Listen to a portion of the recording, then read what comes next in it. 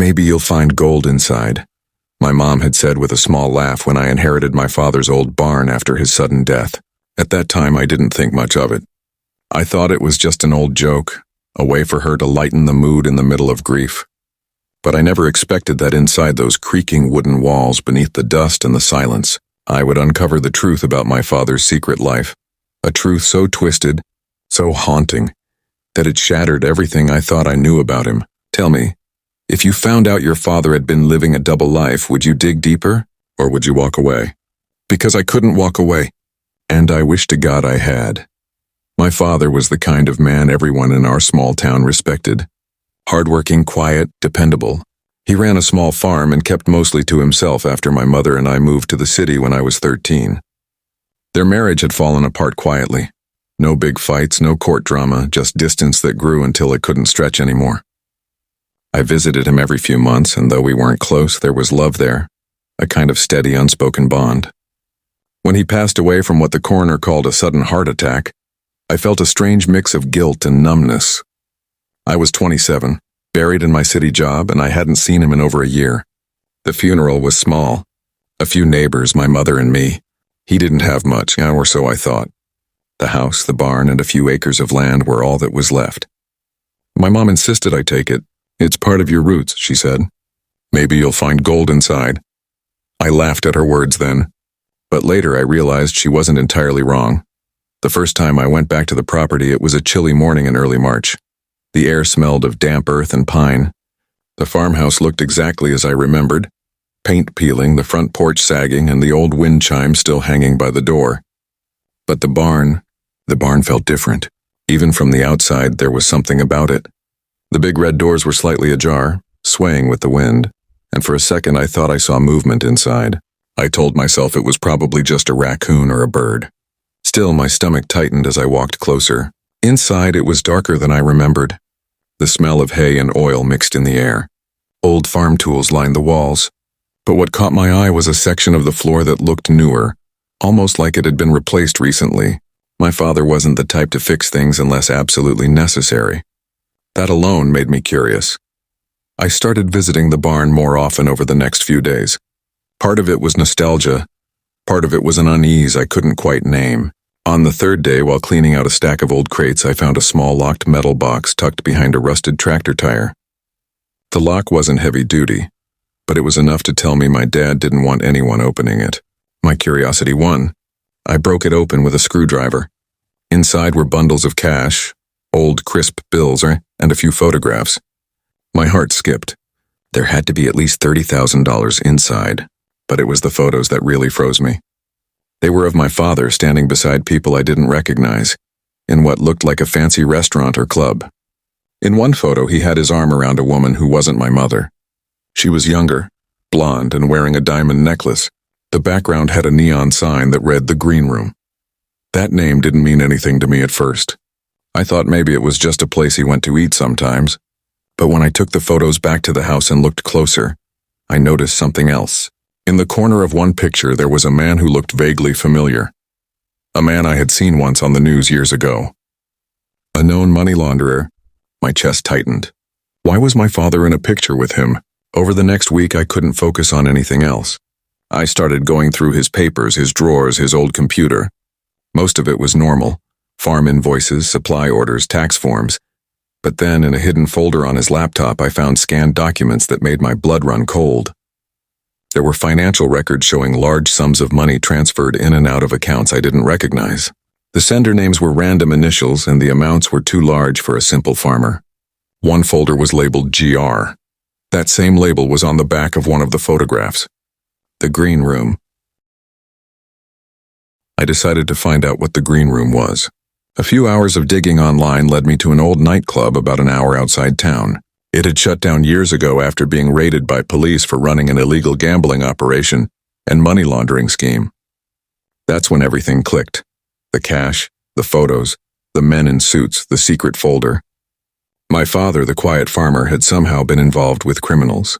But how and why? I couldn't wrap my head around it. I told myself maybe he was just caught up in something by accident. Maybe he didn't know what was going on. But deep down I wasn't sure. One night I couldn't sleep and I went back out to the barn. I took a flashlight and started tapping the wooden floor where the newer boards were. The sound was hollow. My heart pounded as I pried one up with a crowbar.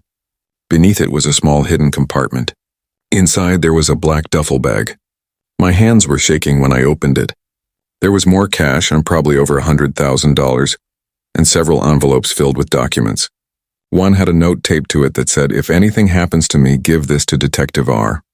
My blood went cold. Detective R? I had no idea who that was. I opened the envelope and saw a letter addressed to someone named Detective Raymond Cole. The letter was written in my father's handwriting. It said, "I have everything you asked for. The green room operation runs deeper than you think. I've been keeping records, but they're on to me. If I disappear, tell my daughter I'm sorry. I never wanted her to see this side of me." I dropped the letter. My father wasn't a criminal, he was an informant. He'd been working with the police. That explained the money, the documents, the hidden floor. But if he was helping the police, why did he die so suddenly? Could someone have found out? Could his heart attack have been something else? So that's the situation I was in. My father was dead. I had found a hidden stash of money, secret letters, and evidence linking him to a dangerous criminal ring. And now I had to make a choice. Should I take all this to the police, or should I burn it all and pretend I never found it? Before I tell you what I did next, I want you to pause and think. What would you do if you found out your father might have been killed because he was secretly working with law enforcement? Would you risk your life to expose the truth? Or would you protect yourself and let it all die with him? The next morning, I drove to the nearest police station. I asked to speak with Detective Raymond Cole, but the desk sergeant looked confused. "Cole?" he said. "He retired 3 years ago." My stomach twisted. Retired. So the man my father had trusted wasn't even active anymore. I got his last known address from public records and drove there. He lived in a small rundown house outside the city.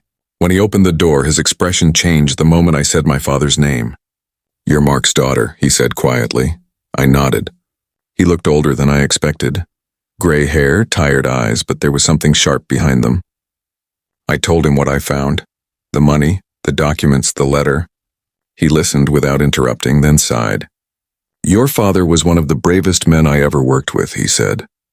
"He infiltrated the Green Room's operations to gather evidence. He was supposed to come to me with everything 6 months ago, but then he went silent. I tried reaching him, but he cut contact. I assumed he was laying low. When I told him my father had died of a heart attack, he frowned. 'Heart attack, huh?' he muttered. 'That's convenient.' I felt a chill. 'What do you mean?' I asked. He looked at me for a long time. 'That organization, they don't let people walk away. If he died suddenly, it might not have been natural.' My throat went dry. Detective Cole asked to see the evidence. I brought him the duffel bag the next day. He promised to take it to his contacts at the bureau. A week later, I called him for an update. No answer. 2 days after that, I went to his house. It was empty. No sign of him. His car was gone. I called the police again, and they said he had left town abruptly. That's when I realized I had made a mistake. Someone must have known he had the evidence. Maybe he ran. Maybe he was taken. I didn't know. All I knew was that I had just handed over my father's last secret, and possibly gotten someone else killed. A few nights later, I started hearing noises outside the farmhouse. Footsteps on gravel. Once, a car parked down the road with its lights off. When I went to look, it was gone. I couldn't sleep. Every creak in the house made me jump. I called the police, but they didn't take me seriously. Probably animals, they said. But I knew better. Someone was watching me. One night, the barn door was open again, even though I had locked it. Inside, there was a fresh footprint in the dust, not mine. I panicked. I packed a bag and drove straight to my mom's place in the city. I stayed there for weeks. Slowly, the fear faded. Life began to return to normal.